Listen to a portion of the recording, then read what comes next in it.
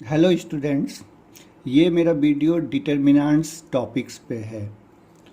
Determinants क्या होता है? एक्चुअल में to every square matrix A of order n we can associate a number में भी रियल और complex called determinant of the square matrix. किसी स्क्वायर मैट्रिक्स से एसोसिएटेड एक रियल नंबर होता है, जो रियल एक नंबर होता है जो रियल और कॉम्प्लेक्स कुछ भी हो सकता है, तो उसी को हम लोग जो है डिटर्मिनेंट कहते हैं।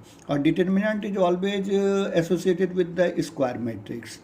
तो जैसे कि ये मान लीजिए कि आपका ये स्क्वायर मैट्रिक्स है 2/2 का, तो इसी से एसोसिएटेड एक नंबर होगा, कोई भी नंबर हो सकता है जिसको कि इसको सिंप्लीफाई करने पर वो आएगा, तो उसी को हम लोग जो है डिटर्मिनेंट कहते हैं। और डिटर्मिनेंट को हम लोग ए से ए तो मैट्रिक्स है, और उसको डिटर्मिनेंट को हम लोग जो है ये डबल जो है ये वर्टिकल लाइन के बीच में लिखते हैं उसे इस तरह से। ये इसका सिंबल है। और ये जो है यहाँ पर स्क्वायर ब्रैकेट में जब लिखा जाता है तो इसको मैट्रिक्स कहते हैं, और जब डिटर्मिनेंट में इसको चेंज किया जाता है तो ये वर्टिकल लाइन के अंदर, दो वर्टिकल लाइन के अंदर में ये एलिमेंट्स को लिखा जाता है। या तो इसको फिर हम लोग इस तरह से भी डिनोट करते हैं, डेट ए। तो डेट ए मतलब भी डिटर्मिनेंट ए होता है। या तो कभी कभी इसका नोटेशन डेल भी होता है, ट्रायंगल की तरह बनाकर डेल से भी हम लोग डिनोट करते हैं। तो ये हमारा डिटर्मिनेंट है। और इसको हम लोग सिंप्लीफाई कैसे करते हैं? तो 2/2 का जो है डिटर्मिनेंट अगर 2/2 का है तो उसका सिंप्लीफिकेशन इस तरह से होता है, this into this minus this into this. हमेशा याद रखिए, this into this minus this into this. और इसकी जो वैल्यू होगी वो हमेशा यूनिक वैल्यू होगा, यूनिक नंबर होगा। ये हमेशा एक यूनिक नंबर होगा। यानी कि डिटर्मिनेंट जो है एक्चुअली में क्या है कि किसी भी स्क्वायर मैट्रिक्स से एसोसिएटेड एक नंबर होता है। वो रियल भी हो सकता है, कॉम्प्लेक्स भी हो सकता है। ओके। और रिमार्क में इसमें याद रखना है हमको कि for every square matrix is read as, इसको डेट ए, डिटर्मिनेंट ए पढ़ा जाता है। दो वर्टिकल लाइन के बीच में मैट्रिक्स को लिखते हैं तो इसको डिटर्मिनेंट ऑफ ए पढ़ा जाता है। इसको कभी भी भूल से मॉडुलस ऑफ ए नहीं पढ़ना है, मॉडुलस ऑफ ए नहीं। और only square matrixes have determinants, केवल स्क्वायर मैट्रिक्स का ही डिटर्मिनेंट्स होता है। जैसे अभी इवेलुएट करना है, एक क्वेश्चन है, इवेलुएट करना है 2/2 का है, यहाँ पर है कोई स्क्वायर मैट्रिक्स, उसी से एसोसिएटेड ये मेरा जो है डिटर्मिनेंट है। तो इसको सॉल्व कैसे करेंगे? तो दिस इंटू दिस करेंगे पहले, दिस इंटू दिस माइनस, फिर लिखेंगे फिर दिस इंटू दिस। तो ये माइनस माइनस प्लस हो जाएगा, 2 या 4, 4 प्लस 8 इसकी वैल्यू होगी। फिर जैसे कि मैं 3/3 का अगर मैं इसको अगर सिंप्लीफाई करता हूँ तो इसको कैसे तोड़ा जाता है? तो इसको या तो मैं एलोंग, इसको रो कहते हैं, R1 R2 R3, और ये कॉलम है C1 C2 C3। तो मैं रो वाइज अगर इसको तोड़ूँ, मैं किसी भी रो के लॉन्ग भी इसको एक्सपेंड कर सकता हूँ, या किसी कॉलम के अकॉर्डिंग भी इसको एक्सपेंड कर सकते हैं। तो अगर मैं मान लो कि सपोज करो कि मैं इसको एक्सपेंड करता हूँ एलॉन्ग R1 के लॉन्ग हम इसको एक्सपेंड करना चाहते हैं, तो हमेशा डिटर्मिनेंट में याद रखिए इसका साइन किस तरह से लिया जाता है। ये पॉजिटिव होता है, पॉजिटिव नेगेटिव पॉजिटिव, फिर negative positive negative positive negative positive. Positive से शुरू करिए और करते जाइए, अल्टरनेट आप प्लस माइनस प्लस ऐसे करके लेते जाइए। इधर से भी लेना हो तो प्लस माइनस प्लस ऐसे लिया जाता है। तो पहले मैं ये 2 लिखूंगा, इसको 2 लिखने के बाद फिर स्मॉल ब्रैकेट के अंदर इसको फिर क्या करेंगे, ये चूंकि क्या है A11, एलिमेंट क्या है A11, तो फर्स्ट रो और फर्स्ट कॉलम इसको मैं कैंसिल कर दूंगा। फर्स्ट रो और फर्स्ट कॉलम को जब कैंसिल करेंगे तो मेरा क्या बचेगा, दिस -1 2 1 4। तो ये जो बच गया, तो इसको मैं 2/2 का ये डिटर्मिनेंट होगा, तो इसको मैं कैसे तोड़ूंगा, this into this minus this into this. तो देखिए यहाँ पे लिखा है -1 इंटू 4 माइनस फिर 1 इंटू 2। फिर ये वाला नेगेटिव होता है, ये पॉजिटिव फिर ये नेगेटिव, तो -3 लिखना है।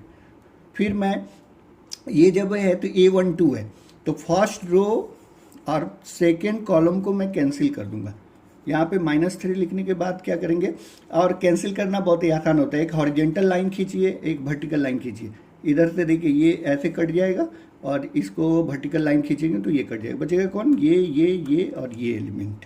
तो अब मैं इसको कैसे करूँगा, इंटू दिस, फिर minus this into this, this into this minus this into this, क्योंकि ये और ये तो कैंसिल हो गया, तो 0 इंटू 4 माइनस, फिर लिखेंगे 1 इंटू 2, फिर उसके बाद ये पॉजिटिव होगा +1, फिर ये देखिए यहाँ से एक हॉरिजेंटल लाइन कीजिए, एक वर्टिकल लाइन कीजिए, तो ये कैंसिल हो गया, तो क्या बचा, ये वाला बचा 0 -1 1 1, तो इसको मैं 0 को 1 से इंटू करूँगा, फिर माइनस, फिर 1 को -1 से इंटू करूँगा, this into this minus this into this. तो अब इसको फिर हम सिंप्लीफाई करते हैं, तो यहाँ हो गया -4 -2 -6 को 2 से मल्टीप्लाई करेंगे, फिर यहाँ पे -3, फिर यहाँ पे 0 हो गया -2, फिर यहाँ पर क्या हुआ, ये 0 हो गया, माइनस माइनस प्लस 1 हो गया, 1 इंटू 1, तो ये -12 माइनस +6 +1, तो -12 +6 +1 इक्वल टू -5। तो 3/3 का मैं इस तरह से तोड़ता हूँ। फिर से मैं एक बार बता दूँ 3/3 का, अगर इसको एक्सपेंड करने में दिक्कत नहीं होनी चाहिए, इसके लॉन्ग तोड़ना हो या तो इसके लॉन्ग, तो जनरली हम लोग या तो फर्स्ट रो या फर्स्ट कॉलम के लॉन्ग तोड़ते हैं। तो फर्स्ट रो के लॉन्ग तोड़ना हो तो पहले 2 लीजिए, ये प्लस लेते हैं, फिर ये हॉरिजेंटल लाइन, हॉरिजेंटल रो और वर्टिकल कॉलम कैंसिल कर देते हैं, तो this into this minus this into this लिखेंगे, फिर माइनस में 3 लिखेंगे, फिर ये और ये कैंसिल कर देंगे, कैंसिल कर दिए, फिर 0 इंटू 4 -1 इंटू 2, फिर मैं प्लस में 1 लूँगा, फिर ये कैंसिल कर दूंगा, ये कैंसिल कर दूंगा, फिर मैं ये और ये कैंसिल हो गया, तो ये बचा इतना,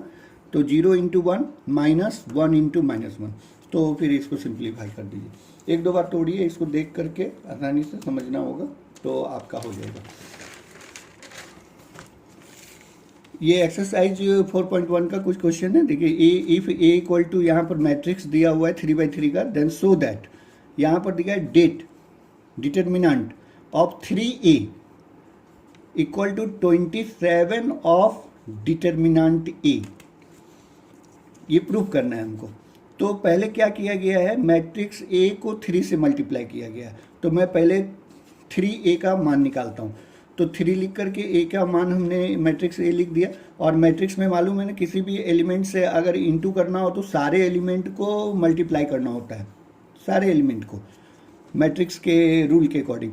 तो यहाँ पर मैं 3 से इसको मल्टीप्लाई कर दूंगा, तो 3 0 3 0 3 6 यहाँ हो जाएगा, 0 0 यहाँ 3 से इंटू करेंगे तो 12 हो जाएगा। ओके, अब मैं इसका डिटर्मिनेंट फाइंड करता हूँ, 3A का डिटर्मिनेंट, तो मैं इसमें वर्टिकल लाइन में डाल दूंगा। जब तक मैट्रिक्स रहेगा ये, तो स्क्वायर मैट्रिक्स में स्क्वायर ब्रैकेट के अंदर लिखना है, और जैसे ही इसको मैं डिटर्मिनेंट में तोड़ूंगा तो वर्टिकल लाइन के अंदर डालना है, तो इसी को मैं डाल दिया। अब मैं मान लो कि सपोज कर दो एक्सपेंडिंग अलोंग C1 के अलोंग मैं तोड़ना चाहता हूँ, यानी इसके अलोंग एक्सपेंड करना चाहता हूँ। क्यों?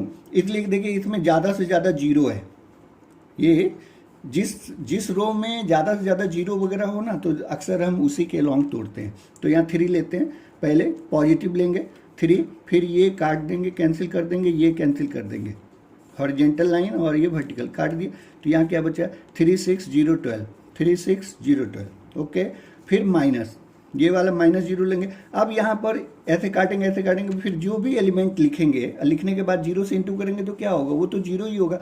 फिर ये +0 लेंगे, फिर ये हॉरिजेंटल लाइन काटेंगे, फिर ये वर्टिकल लाइन काटेंगे, तो बचेगा क्या, 0 3 3 6, तो यहाँ पे लिखेंगे। तो मैं इसलिए नहीं लिखा, चूंकि कि 0 से इंटू करने के बाद तो उसका मान 0 ही आता है, इसलिए हमने छोड़ दिया उसको, आप भी छोड़ दीजिए।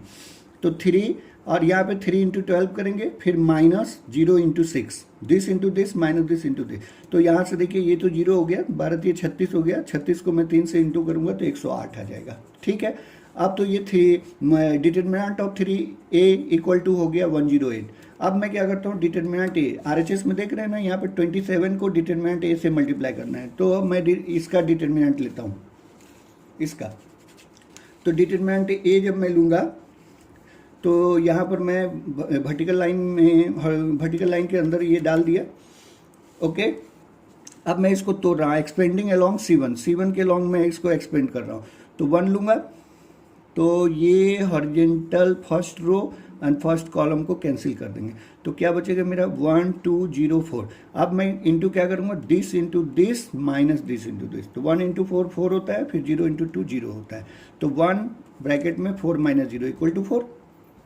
और ये आगे वाला 0 0 हम नहीं लेंगे, क्योंकि इसके ऊपर आपने देखा था कि 0 0 लेने पर कोई फ़ायदा नहीं है, वो तो 0 ही होगा।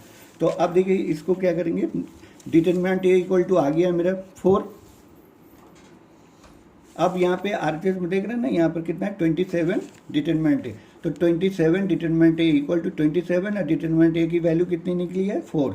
तो इसको इंटू करने पे देखो 108 आ रहा है, यानी कि इसका मतलब है कि डिटर्मिनेंट 3a का मान भी 108 आ रहा है। 27 इंटू जब डिटर्मिनेंट ए कर रहे हैं तो वो भी मेरा जो है 108 आ रहा है, तो ये आपस में इक्वल होंगे।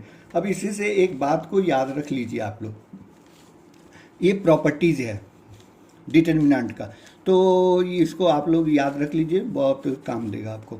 जैसे कि देखिए कि अगर मान लीजिए ए कोई square matrix of order n है, एन ऑर्डर का कोई स्क्वायर मैट्रिक्स है, तो अगर इस मैट्रिक्स को मैं के से, के कोई स्केलर क्वांटिटी है मेरा, उससे मैं मल्टीप्लाई करके अगर इसका डिटर्मिनेंट निकालता हूँ तो ये इक्वल टू होता है, ये वाला कांस्टेंट जो है उसको लिखिए, उसका पावर जो है ऑर्डर, जो है ऑर्डर जितना ऑर्डर का ये स्क्वायर मैट्रिक्स था उसको पावर के रूप में लिखिए के टू द पावर एन, और फिर मल्टीप्लाई कर दीजिए डिटर्मिनेंट ऑफ ए से।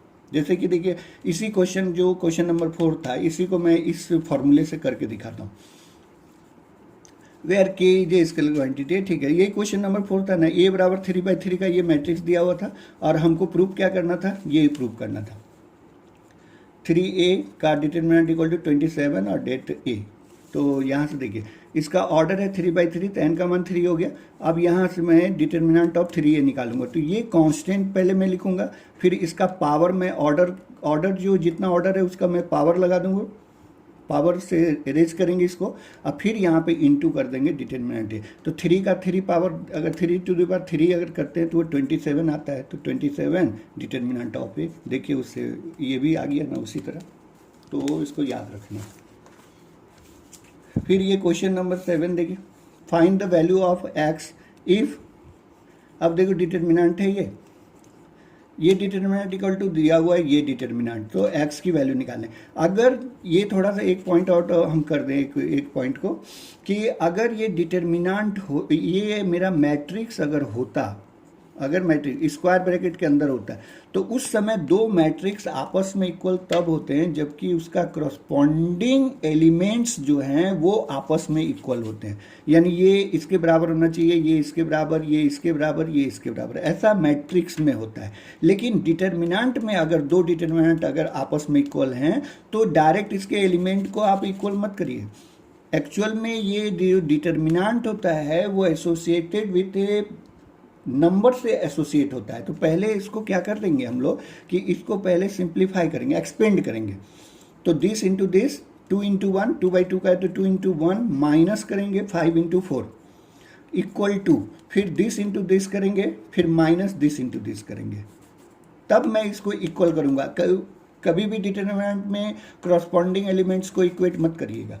वो क्रॉसपॉन्डिंग एलिमेंट्स जो इक्वेट होता है वो मेरा केवल मैट्रिक्स में होता है, डिटर्मिनेंट में नहीं। डिटर्मिनेंट में बिल्कुल इसको एक्सपेंड करने के बाद इसको आपस में इक्वल करते हैं। तो यहाँ से हो गया -18 और यहाँ पे हो गया 2x² -24, तो 2x² बराबर 6, तो x² इक्वल टू 3, तो x का मान ±√3। ओके।